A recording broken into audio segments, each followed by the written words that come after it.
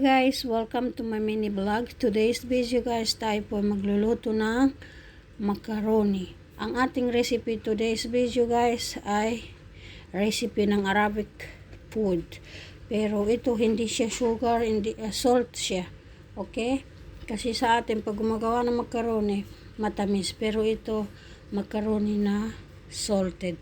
So, yan guys, intro lang muna ito guys para naman hindi biglaan ang pagpasok natin sa pagluluto guys, okay?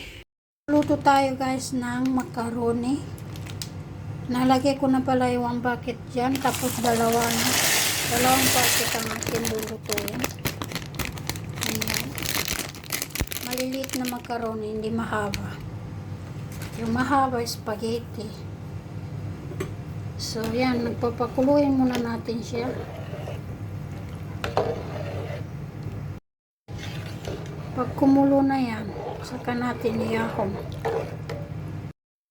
Ayan guys, kumukulo na yung ating macaroni guys. Pag malambot na, iahon na natin para gigisa tayo ng sibuyas sa bawang para gumawa tayo ng sauce. Ayan guys, nawawala na yung tubig niya. So, kailangan na natin ito tanggalin. Kasi luto na ito eh. Ayan. Siguro naman luto na to eh. Kaya magigisa na tayo ng sibuyas para magagawa tayo ng sauce. Dahil dyan guys, magigisa tayo ng sibuyas. At syempre, lalagyan na din natin yan ng bawang. Gisa-gisa lang pag may time. Hindi ko na pala dyan yung bawang na paste. Dinikdik ko yan ng maliliit. Siyempre, dito natin ilalagay. Ito yung gawin natin sauce. Mag-blender ako ng fresh na tomato. Kasi mas masarap yung may fresh na tomato bago natin lagyan ng tomato paste. Hindi mawawala yung fresh tomato kasi mas masarap yung may fresh tomato.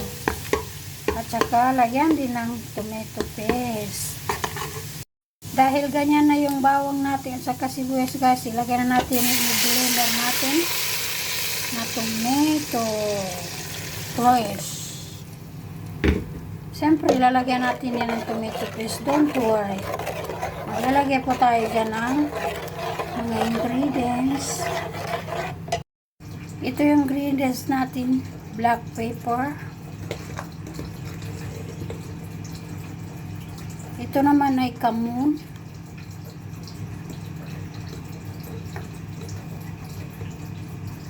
At saka paprika powder. Lalagyan ko niyan. Kahit hindi na requirements yan, nilalagay ko.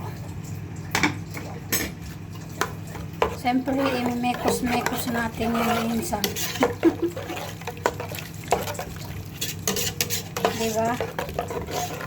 Imekos-mekos. Imekos-mekos.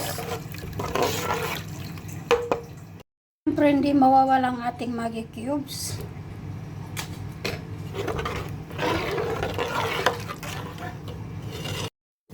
At siyempre guys, maglalagay ako dito ng 2 pirasong tomato paste. Parang ano yung boses ko. Ayan guys, 2 piraso. Mainit.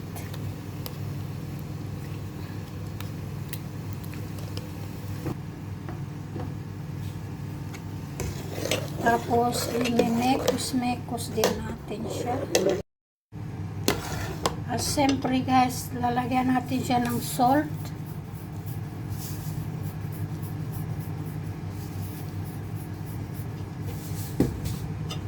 Ayan.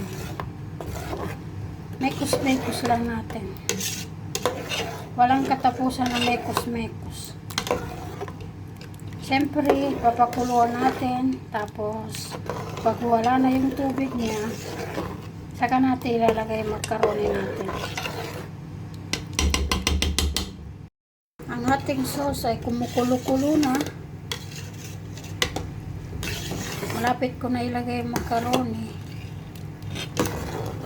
Ayan. Dahil ganito na yung ating sauce guys, gabi na dito. 6:30 na. hindi pa ako nag-lunch. Ayan, ilalagay na natin ang ating macaroni. Ayan guys, ganito na yung itsura ng ating macaroni guys. Ayan. Hindi ko na pinakita kung paano ko nilagay kasi nagbibidyo pa yung aking kamay. Ayan, gabi na kasi dito kaya ayan.